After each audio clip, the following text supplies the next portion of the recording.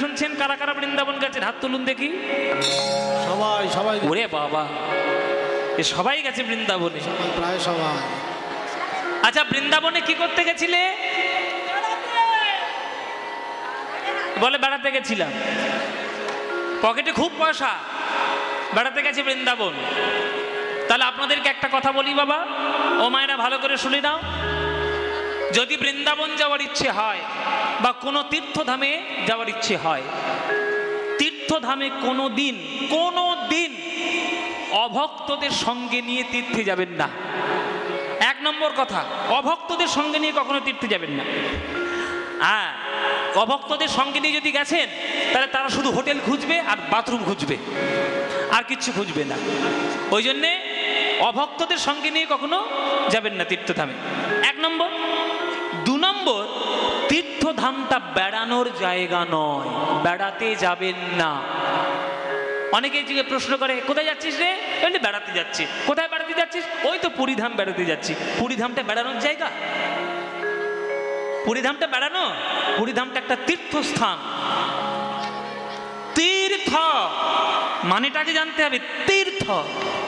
যে জায়গায় গেলে মানুষের আধ্যাত্মিক ক্ষমতা আরো উত্তীর্ণ হতে পারে, উন্নত হতে পারে, সেই জায়গাটার নাম তীর্থ। সেই তীর্থে গেলে বেড়াতে যেতে নেই, তীর্থে প্রবেশ করতে যেতে হয়। বেড়ানো প্রবেশ করা আলাদা। পুরীতে গেলে লোকে এখনকার দিনে গিয়ে সমুদ্রের জলে শুধু আছাড় খায়, কিন্তু সমুদ্রের জলে যাওয়ার জন্য তীর্থে যাওয়া, পুরী যাওয়া নয়। জগন্নাথ ক্ষেত্র একবার দেখো, গুন্ডিচা মন্দির দেখো, সমাধি মন্দিরটা দেখো, ভোগ মন্দিরটা দেখো, স্বর্গদ্বার শ্মশানটা দেখো।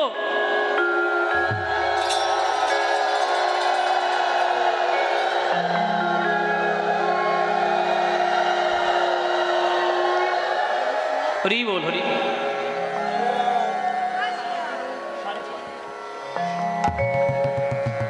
সুতরাং তীর্থে কখনো বেড়াতে যেতে নেই। বেড়ানোর জায়গায় বেড়াতে যাও, দীঘায় বেড়াতে যাও, দার্জিলিং যাও, সিকিম যাও, গোয়া যাও, কত জায়গায় বেড়ানোর আছে, হুনুলুলু, সেইখানে যাও। হুনুলুলু জাপানে একটা জায়গা আছে না, হুনুলুলু, হ্যাঁ, সেইখানে যাও বেড়াতে। ওসব বেড়ানোর জায়গা, ওটা তীর্থধাম নয়। কিন্তু কাশী, অযোধ্যা, বৃন্দাবন, মথুরা, দ্বারকা, পুরী, বদ্রীনাথ, কেদারনাথ, অমরনাথ, এগুলো বেড়ানোর জায়গা না, এগুলো তীর্থধাম। তা বৃন্দাবন তো ভক্তদের কাছে একেবারে পরম তীর্থধাম। কেননা বৃন্দাবনের প্রত্যেকটি ধুলি কণায় গোবিন্দের চরণের প্রেম মাখানো রয়েছে। একবার যে গায়ে মাগবে তার হৃদয় প্রেমে পরিপূর্ণ হয়ে উঠবে।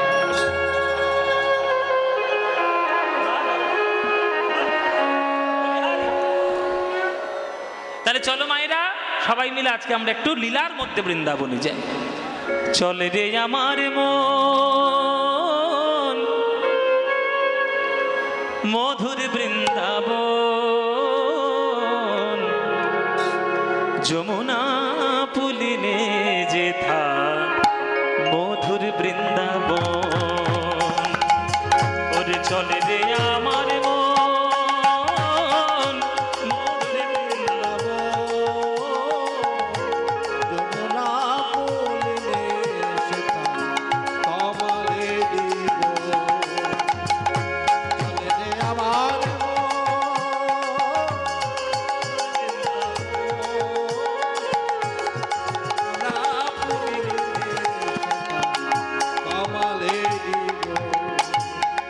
মন আমার, ওরে আমার মন,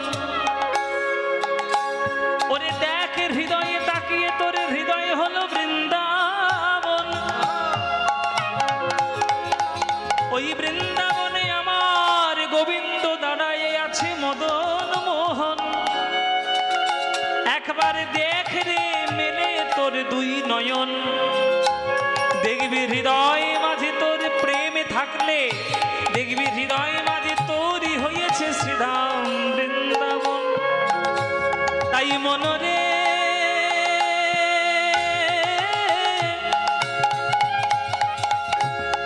মনরে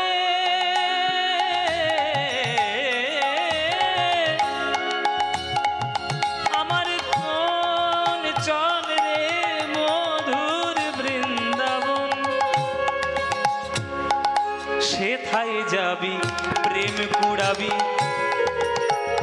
পানি সামারে জারে নেজা দানি দা মাদা পা গামা পা সেথা যাবি প্রেম কুড়াবি দানে নে পদ মাবানি দা পদ গামা পা সেটা যাবি প্রেম কুড়াবি মামা গরে পামারে জারে নেদা মামা গরে নেদা জানে নেদা দা পদ মাপা গামা পা সেটা যাবি প্রেম কুড়াবি এগুলোকে বলে মুখরা টান করে এসে গানের মুখে এসে ধরা ধারে নেজা দানি পাদা গামা পা সেটা যাবি প্রেম কুড়াবি রাধা কৃষ্ণের দেখতে পাবি সেটা যাবি প্রেম কুড়াবি রাধা কৃষ্ণের দেখতে পাবি দেখবি কদম তলায় দাঁড়াইয়ে আছে কদম তলায় দাঁড়ায়ে আছে কদম তলায় দাঁড়ায়ে আছে আমার মদন মোহন কদম তলায় দাঁড়াইয়ে আছে মদন মোহন যমুনা পুলিনে যেথা মধুর বৃন্দাবন গৌর হরি হরি চলে রে আমার মধুর বৃন্দাবন যমুনা ফুলিলে সেথা কমলে দিব আহা, চলে যে আমার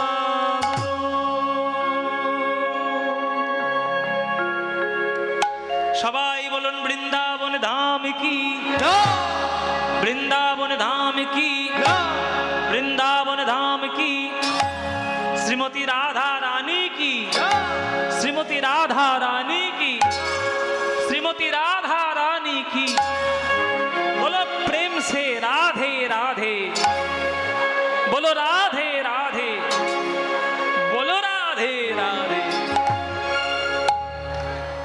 जय राधे এলাম আমরা বৃন্দাবনে কৃষ্ণ খেলা করছে সখাদের সঙ্গে বৃন্দাবনে কৃষ্ণ 24 জন সখাকে পেয়েছেন খেলা করার জন্য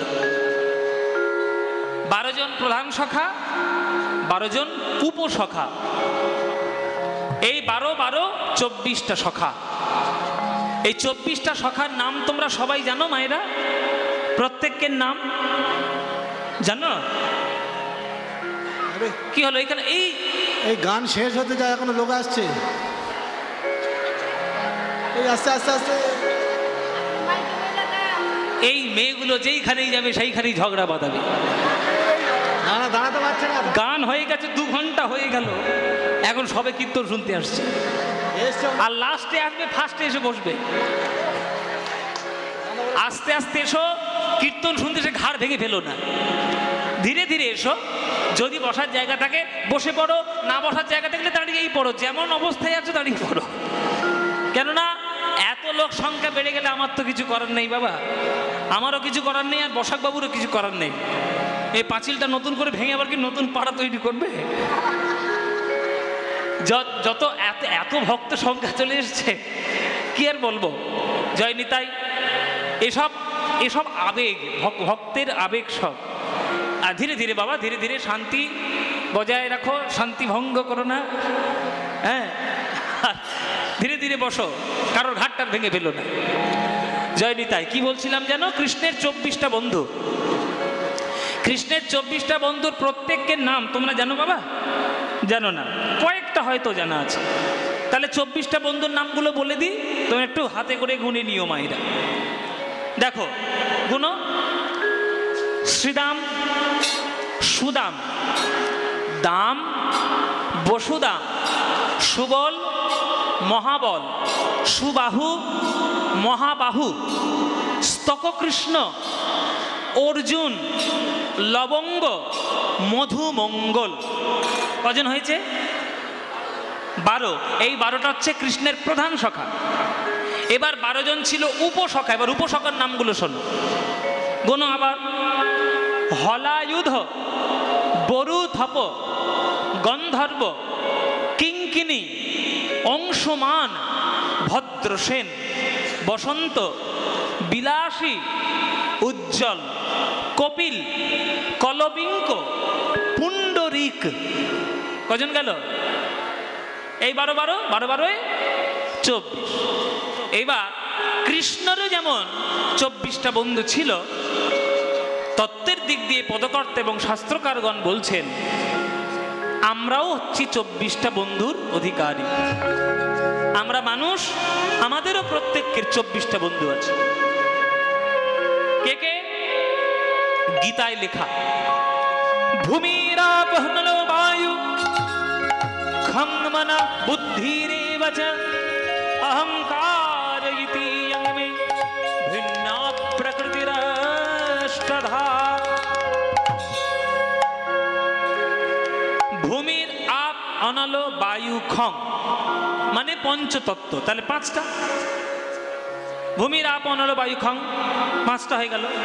এরপরে যোগ করো মন আর বুদ্ধি, তাহলে 5 এ 2 এ 7। এই পর্যন্ত থেমে যাও, এগোবে না। এরপরে একটাই শব্দ আছে, তার নাম অহংকার। শুধু অহংকারটা যোগ হলে 7 এ 1 এ 8 হবে, 24 হবে না। আরো ওই অহংকারটাকে ভাঙলে অহংকার থেকেই 17খানা তত্ত্ব পেয়ে যাবে। একটা অহংকার শব্দে 17খানা তত্ত্বের অন্তর্ভুক্ত আছে, অন্তর্ভুক্তি আছে। তার 17খানা তত্ত্ব কি? পঞ্চ জ্ঞানেন্দ্রিয়, পঞ্চ কর্মেন্দ্রিয়, পঞ্চ তন্মাত্র, অবিদ্যা আর সূক্ষ্ম দেহ। পঞ্চ জ্ঞানেন্দ্রিয় কি কি? চক্ষু, কর্ণ, নাসিকা, জিহ্বা, ত্বক।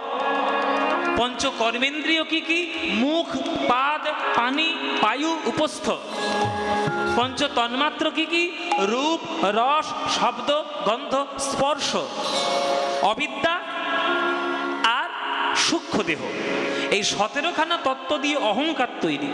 তাহলে 17 অহংকারে, আর আগে থেকে 7 ধরা ছিল, তাহলে 17 7 24। তাহলে কৃষ্ণেরও যেমন 24 জন বন্ধু আছে, আমাদেরও 24 জন বন্ধু আছে।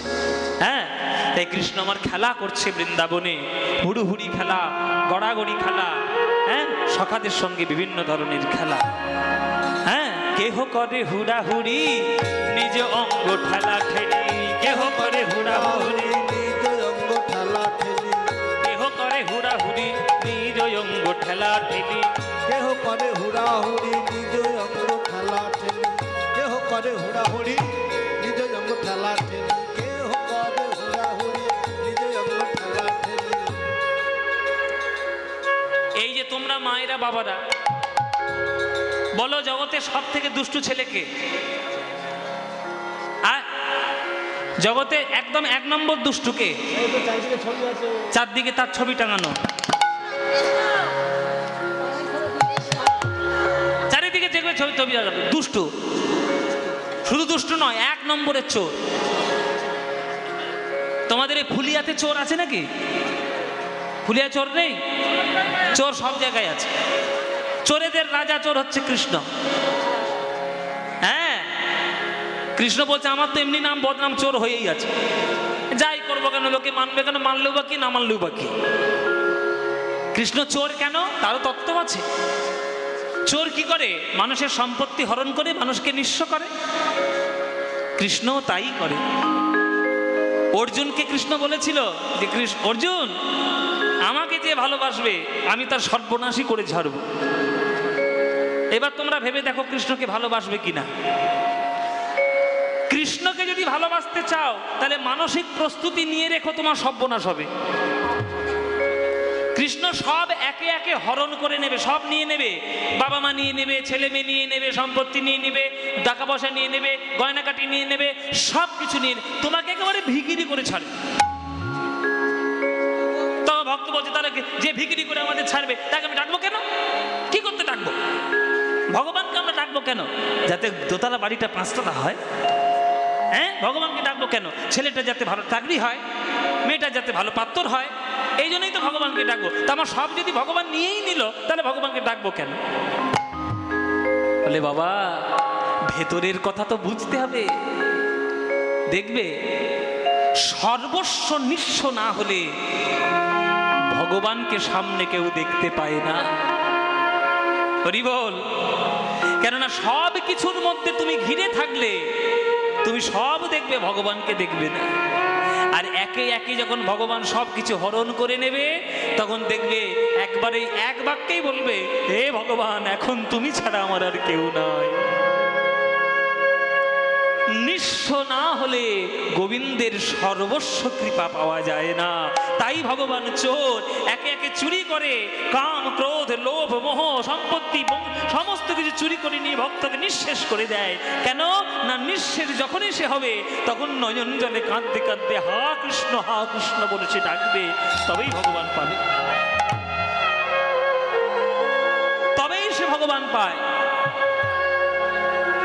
তাই কৃষ্ণ চোর, সবকিছু চুরি করে নেয়।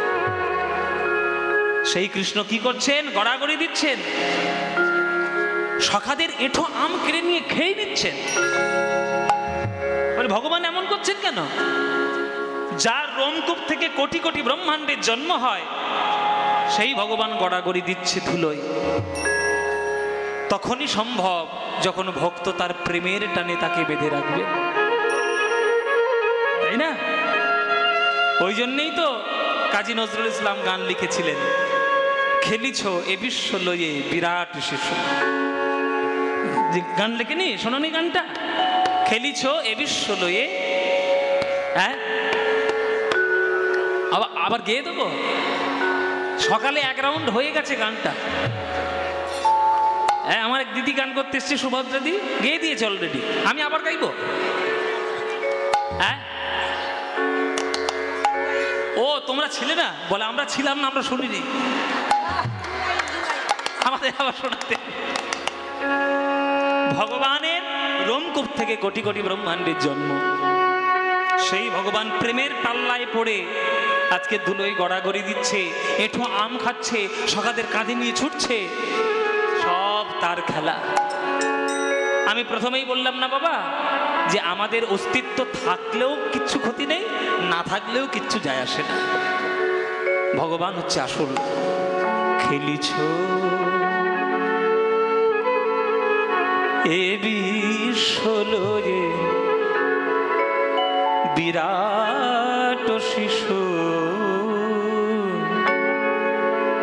আন মনে খেলিছ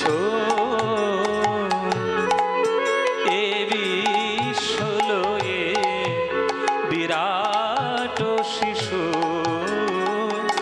আন মনে খেলিছ।